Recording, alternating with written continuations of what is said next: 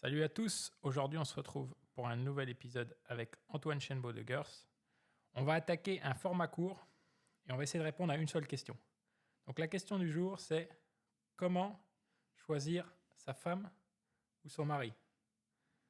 On va y aller Antoine? Ouais, on peut y aller, c'est bon. Bonjour à tous. Ouais, c'est une question, c'est une plutôt bonne question. C'est vrai qu'aujourd'hui, on n'a pas forcément des critères spécifiques sur qu'est-ce qui correspond à qu'on est fait pour être ensemble, en soi, si on peut le dire comme ça. C'est le genre de choses qu'on ne nous apprend pas à l'école. C'est le genre de choses qu'on devrait apprendre à l'école, Oui, comme plein d'autres choses. Voilà. La finance personnelle par exemple, le développement personnel. Après, je pense que ça n'arrange bien le droit que ce ne soit pas le cas. Enfin, revenons déjà sur le sujet. oui. Aujourd'hui, on reste sur le sujet. Donc, on va parler à peu près 15 minutes, 20 minutes sur le sujet. Donc, pour moi, si on devait résumer déjà une chose, c'est est-ce que cette personne est ma meilleure amie? Ou mon meilleur ami si c'est une femme. Voilà, bien sûr. bien sûr. Bien sûr, ouais. Donc, parce que le physique reste important. Bien sûr.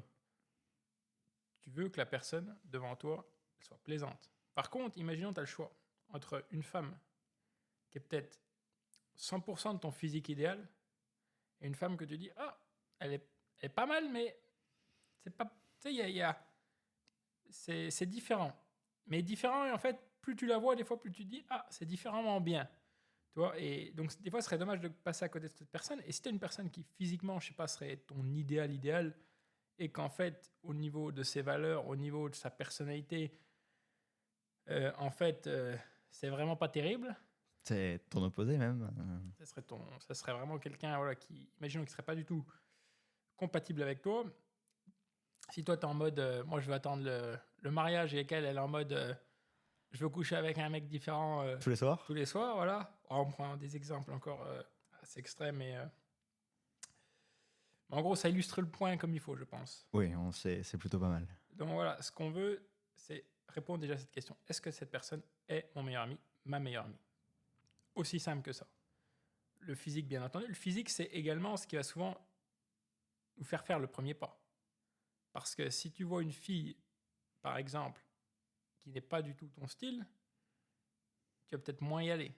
Ouais, c'est sûr. Après, plus tu peux aussi connaître une personne sans commencer par du coup vouloir sortir avec, sans être attiré physiquement par cette personne. C'est même probablement le bon choix. Ouais. Je pense qu'on doit faire déjà avec une personne, justement, c'est la grande critique que j'ai de la culture du hook-up, et coucher à gauche, à droite, comme ça. C'est qu'en fait, les gens, ils font ce qui est censé être l'acte final, la plus grande connexion entre deux personnes, entre deux âmes, c'est ce qu'ils font en premier. Et ensuite, ils disent, alors qu'est-ce qu'on fait? Ah merde. Mais non, l'ordre, il ne doit pas être comme ça. Ce qu'on doit faire, c'est déjà, voilà, bien sûr, traîner avec la personne, s'engager dans des activités, au cinéma, tu vas au lac, tu vas faire du vélo, vous allez partager votre culture, partager, Comme tu pourrais faire avec un ou une meilleure amie d'ailleurs. bien sûr, voilà. Et c'est exactement la même chose. Et c'est là que tu vois, ok, cette personne, elle est vraiment très sympathique. Physiquement, elle me plaît. C'est là que tu te dis, ça va peut-être avancer. Et là, tu discutes. Important de discuter, de comprendre la personne. Et il n'y a pas besoin de 10 ans. Il n'y a pas besoin d'attendre 10 ans avant de mettre la bague au doigt à une femme. Ce qu'il faut savoir, c'est voilà, ses valeurs. Quelles sont ses valeurs? Ses valeurs notamment religieuses, par exemple. Mais ses valeurs, voilà, profondes. Est-ce que la personne, elle, ses vues politiques également? Tu vois, après, c'est vrai que une femme pour la marier, il y a quand même 3 points, on va dire, sur lesquels tu dois être d'accord. C'est les valeurs de famille, les valeurs de religion et les valeurs du coup politiques. À mon avis, Finalement, c'est très proche aussi. Hein. oui, c'est très proche, c'est sûr, parce que si tu as les mêmes valeurs politiques, vraiment les mêmes, tu vas probablement avoir les mêmes valeurs de famille et les mêmes valeurs Si tu de es religion. très...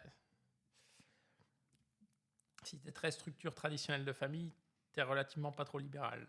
Ça, c'est sûr. Généralement, non. Et mais voilà, on veut avoir des valeurs communes. L'importance, par exemple, pour moi, le sexe. Le sexe, c'est sacré, pour moi. Une femme qui a eu, par exemple, des relations passées, pourquoi pas? Par contre, ça dépend de comment elle en parle. Ça dépend de comment elle en parle. Il y a une partie de moi qui préférerait qu'elle n'en ait pas eu. Bien sûr. Mais moi-même, j'ai péché.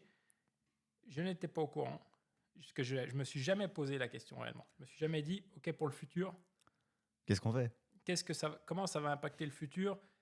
Et tu te dis, tu es perdu en fait. Tu es perdu. Sauf que aujourd'hui, je le sais que c'est la chose la plus grande en fait. C'est la plus grande communion entre un homme et une femme. C'est deux chairs quand deviennent une. Donc pour moi, ça me paraît complètement idiot en fait de passer à ça en premier. C'est la dernière chose, Généralement, un coup d'un soir finit rarement sur un mariage d'ailleurs, hein. probablement, puisque ça part dans le mauvais sens dès le début. C'est sûr. Donc voilà, parler de cette direction commune. Plus au-delà des valeurs, les valeurs peut-être vont définir également cette direction. Qu'est-ce que tu as envie de faire dans la vie? Quel est ton plus grand rêve? Est-ce que ton plus grand rêve, c'est d'être patronne d'une multinationale ou c'est d'être mère de famille? Peut-être une combinaison des deux dans un certain point, mais il faut trouver l'équilibre. Est-ce que moi, ma femme, j'ai pas envie qu'elle passe 1 heure par semaine avec les enfants. J'ai envie qu'elle en passe plus. C'est vrai que ce serait assez compliqué, hein. Parce que tes enfants, tu veux pas, même si, enfin, abandonner, c'est peut-être un mot assez fort, mais tu veux pas les voir, aller 3 heures par jour, juste quand ils rentrent de l'école, quand tu les emmènes le matin, c'est tout. C'est de trouver cet équilibre, voilà, carrière, famille. Et aujourd'hui, les femmes ont été énormément poussées par la société dans la direction carrière. Il faut savoir que ça les arrange également au niveau économique. Les pays en voie de développement ont une pérennité économique assurée quand il y a plus de femmes qui réussissent dans les universités. Donc pour eux, ça les arrange au niveau politique. Ça, il ne faut pas l'oublier. Également, quand on essaye aujourd'hui de nous dire que les hommes et les femmes sont identiques, les pays comme en Scandinavie, où on a le plus encouragé l'égalité, c'est au final où il y a le plus de différence entre le choix des métiers. Typiquement, par exemple, les femmes seraient plus attirées par des métiers où on s'occupe de personnes, comme infirmière, et les hommes où on s'occupe de choses, comme l'ingénierie. Et justement, dans ces pays où on a fait le plus la promotion de l'égalité, encore une fois, c'est les pays où il y a le plus de différences. Donc quand on nous dit qu'un homme et une femme et un homme, une femme, c'est la même chose, c'est toujours compliqué, bien sûr. Voilà. Il mérite le même respect. Il faut bien quand même, je reprécise quand même, tu ne dis pas que les femmes ne doivent pas travailler, hein, parce que... Je dis pas que les femmes ne doivent pas travailler. Ça peut paraître... Par contre, alors je pense qu'un homme, il doit être un vrai homme, il doit être confortable avec l'idée que sa femme veuille travailler, mais également confortable avec l'idée que sa femme ne veuille pas travailler. Ah bah bien sûr. Oui. Moi, si ma femme elle a envie de travailler, bien sûr que j'irai dans sa direction. Bien sûr, je veux pas que ça soit le travail en mode le travail c'est le plus important, parce que pour moi, la famille c'est le plus important. Donc je veux une femme aussi qui mette la famille en 1, puisque moi-même je mets la famille en 1. Par contre, il faut avoir les mêmes priorités. Bien sûr, il faut avoir cette priorité. Et par contre, voilà, si ma femme elle a envie d'être mère au foyer, ça peut très bien marcher également. Je pense qu'aujourd'hui, est-ce que ça existe réellement encore uniquement comme ça? Des fois, tu as souvent aussi un petit boulot à côté. Et ça veut dire quoi, mère au foyer? C'est-à-dire aussi, elle peut être aussi ta comptable. Elle peut être aussi travailler en équipe. Moi, je suis en train d'écrire un livre, par exemple. Ma femme pourrait être mon éditrice, toi. Je veux dire, de toute façon, le couple, c'est un travail d'équipe. Oui. Un travail d'équipe. On revient sur le meilleur ami. Voilà, c'est un travail d'équipe. Trouvez ensemble ce que vous voulez faire. Mettez-vous d'accord. Moi, je pense que c'est l'homme qui doit porter la responsabilité du stress économique. Je pense que ce n'est pas la femme de porter le stress économique. Ça ne veut pas dire qu'elle pourrait travailler et gagner plus que l'homme, mais c'est l'homme qui prend la responsabilité. Bien sûr. Il y en a qui ne seront pas d'accord là-dessus. C'est pas grave. Moi, en tout cas, ma femme, j'ai envie de lui donner ça. Je suis à peu près du même avis. Voilà. Et c'est porter, pour moi, l'homme, c'est ça. C'est aussi porter ce poids de la décision. C'est prendre une responsabilité du poids de la décision. C'est là qu'il peut rendre la femme en sécurité aussi. De dire, ce mec-là, je lui fais confiance. Et c'est pour ça que parfois aussi, ce qui est complexe, c'est que, comme je disais tout à l'heure, j'ai fait un test de personnalité cet après-midi. Je disais avec Antoine que lui, où il est plus fort que moi, c'est qu'il, quand il a une opinion, il arrive mieux à la dire, en fait. Moi, j'ai un peu plus de peur, en fait, de faire du mal aux sentiments des autres. Je me suis quand même retenu. Il y a quelques tacles que j'aurais pu faire depuis le début de cet épisode. Voilà. Je me suis retenu Moi, quand j'ai du même. mal parfois dans la vraie vie. Et c'est vrai que, par exemple, j'ai traîné avec beaucoup de libéraux récemment. Et voilà, des fois, il y a des sujets où je ne suis pas du tout d'accord avec eux. Et j'ai du mal à les confronter encore. Ouais. J'ai du mal à les confronter, à vraiment dire ce que je pense du fond de mon cœur. Ma philosophie, voilà, que j'ai réfléchi sur toutes ces années et que, surtout avec ces derniers mois après la rupture, c'était vraiment un super moment pour moi de vraiment, ok, c'est ça que je veux. Ça, je veux pas. Voilà. Et les endroits où on peut faire des compromis, les endroits où ça sera compliqué d'en faire. Politiquement, il y a certains endroits où je ne veux pas faire de compromis. Parce que je C'est pense sûr. que c'est le socle. Donc voilà, meilleur ami. On est d'accord là-dessus. Direction commune, valeur commune. Voilà. Peu importe le bord politique, ça c'est applicable. Peu Oui. importe, même si tu penses que par exemple la femme, c'est elle qui doit l'idée. Parce que souvent, comme je disais l'autre jour, une femme qui dit qui insiste sur le fait qu'elle veut être égale, genre qu'elle le dit tout le temps, en fait c'est que c'est elle qui veut l'idée. Oui. Mais qu'elle le dise. Et moi j'ai vu plein de couples marcher avec une femme qui lead. Sûr. On en a dans notre famille, on en a plein. Mais ça sert à rien de se cacher derrière l'égalité. Si vous voulez l'idée, prenez le lead. Ok. Et c'est vrai qu'aujourd'hui, les hommes sont tellement devenus faibles. Certains hommes sont tellement devenus faibles à cause de quoi? La pornographie notamment. La pornographie. Voilà. On va faire un article là-dessus. On en reparlera dans d'autres podcasts. Mais si vous êtes un homme, arrêtez la pornographie. Si vous êtes une femme aussi, hein. Bien entendu. Dans tous les cas, il y en a moins, mais apparemment, tu as quand même des. Voilà. Il y a quand même. Oui. Apparemment, tu observes chez les jeunes peut-être plus que moi je pourrais penser. Bah, je pense que toi, chez les gens de ton âge, donc vers là, 20 ans, 25 ans, il y en a moins. Mais chez moi, les gens entre 14 et 18 ans, il y en a plus de femmes, du coup. En parlant de cette tranche d'âge, je regardais hier dans le journal, là, les gens votent pas à cet âge-là. Même dans ma tranche d'âge, les gens votent Non, pas. bien sûr que non. Par contre, c'est eux qui ont le plus d'avis. Ah, là, voilà. Faut aller voter, les gars, hein, si vous voulez vous plaindre hein, derrière. Moi, j'ai pas manqué une élection. Hein. Ah non, bien Je sûr. me rappelle même le coup, j'ai pas allé sur une course parce que je voulais voter, absolument. Ah si, tu as loupé. Si. Ah si, Bah non, bah après, tu as fait une dérogation. Oui, j'ai fait, bien sûr, une procuration, bien sûr. Une procuration. Bien sûr, allez voter, les gens. C'est important. Et même si on n'est pas d'accord, n'oublions pas qu'on est quand même dans la même équipe. On est dans une équipe appelée humanité. Donc, essayons vraiment de collaborer ensemble et n'oubliez pas une chose. La meilleure façon de défendre vos opinions, c'est de montrer l'exemple. Bien sûr. Voilà. Donc, comment les gens se comportent avec les autres personnes? Le respect. Donc, Pareil. comment tu te comportes, toi, avec ta femme?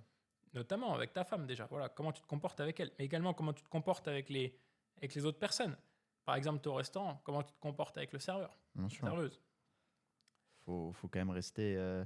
C'est là que tu reviens à te dire si j'étais à sa place, comment je réagirais si on me traitait comme ça? Règle d'or, les amis. Toujours règle d'or. Toujours. Traitez les autres comme vous avez envie d'être traité vous-même. Et moi, j'ai envie d'être traité avec vérité. Et la vérité couplée à l'amour, c'est la bonne chose. C'est un mariage heureux, ça. Bien sûr. Donc voilà, meilleur ami. Bien sûr que le physique, on veut que ça matche. Bien entendu. Surtout une direction commune basée sur des valeurs communes. Également, on veut une bonne communion, la capacité d'avoir des conversations profondes. Est-ce que cette personne, elle peut s'ouvrir avec moi et parler de ses blessures, de son passé? Voilà. Ça, c'est ultra important. Et ça, c'est quelque chose qui m'énerve beaucoup dans la société d'aujourd'hui. C'est que les gens, ils sont devenus très superficiels. On a peur d'avoir des conversations profondes. Et le but de ce podcast, c'est justement de revenir à ces conversations profondes. Il n'y a pas de sujet tabou.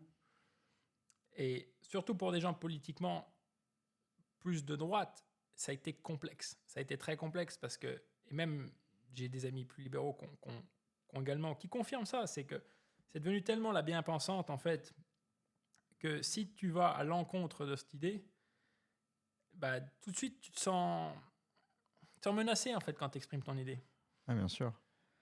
Aussi, tu as toujours cette pression sociale de si tu es le seul à avoir un avis de droite sur 5 mecs.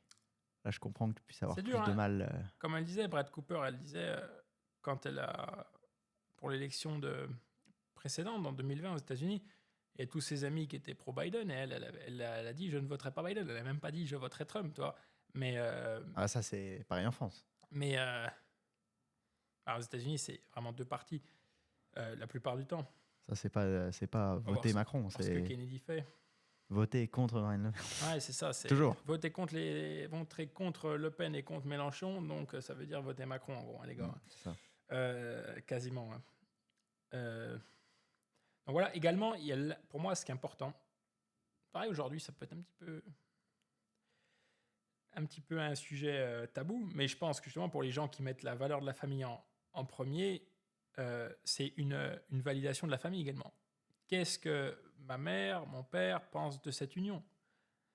Et des gens qui sont très famille, très unis, bien sûr que ça paraît hyper logique. Pour moi, c'était demander. Bien sûr que je demanderais la bénédiction du père à ma future épouse. Quelque évidemment. part, je l'ai déjà fait, hein, mais voilà, donc De quoi? je l'avais déjà fait. Hein. Oui. Et donc, bien sûr que c'est important. C'est pareil, c'est toujours un équilibre. C'est entre gauche et droite. L'équilibre, il est où? Bien sûr qu'on a besoin à la fois de conserver des valeurs. Bien sûr, par contre, qu'on a à la fois d'apprendre de nos erreurs et d'avancer. On a besoin des deux. C'est un équilibre. Et avec la famille, c'est pareil.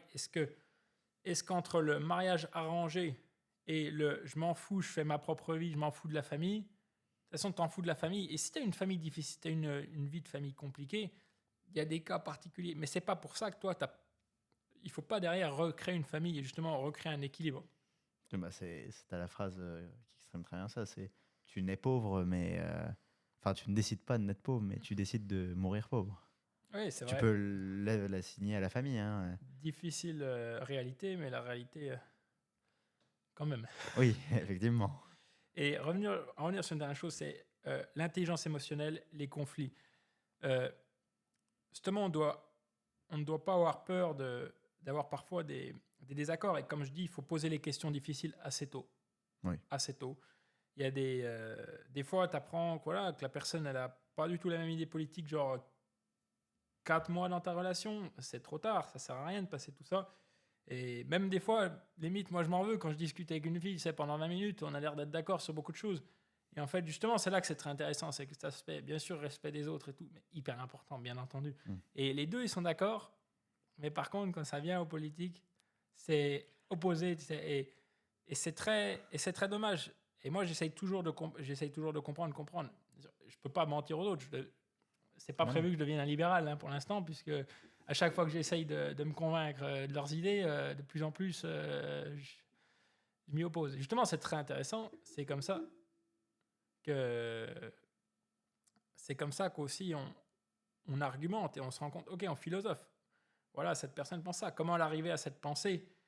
Oui, ok, ça marche par rapport à son parcours, ça peut avoir du sens.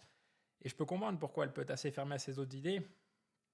Et bien sûr, mais c'est le problème qu'il y a, c'est ça, il faut au bout d'un moment vraiment être capable de faire un pas en arrière, et beaucoup de gens peuvent avoir du mal au début, mais je vous encourage tous à le faire. Donc voilà, cette intelligence émotionnelle, ces conversations profondes, et voilà, vous avez votre direction ensemble. Et moi je pense qu'il faut surtout quelqu'un en fait qui a ce qu'on appelle un état d'esprit de croissance, comme Carol Dweck dirait. C'est quelqu'un qui sait qu'on peut toujours avancer, quelqu'un qui sait que voilà, il y a des choses qui peuvent toujours évoluer dans le bon sens. Et tous les jours, on avance. Et le but du mariage, ce n'est pas le bonheur. Le but du mariage, c'est la sainteté. Le bonheur arrive grâce à la sainteté, bien entendu. Sûr. Voilà. On conclut là-dessus? Oui, pourquoi pas. Ouais. Je pense que c'est déjà pas mal. Voilà. Si vous avez aimé cet épisode, nouveau format, voilà. N'hésitez pas à me faire des retours. Si vous avez une question à nous poser, pareil, n'hésitez pas. On pourra faire un podcast dessus, suivant le nombre de questions qu'on reçoit, bien entendu. Et partagez à vos amis. N'hésitez pas à donner du retour, que ce soit positif ou négatif. On prend tout. Comme disait Colby, si vous pensez que je raconte de la merde, venez me débattre sur mon podcast. Ouais, bien exactement. entendu. Voilà, merci à tous en tout cas pour votre écoute. Et je suis très, très content. Beaucoup de gratitude de vous avoir dans mon audience. À bientôt.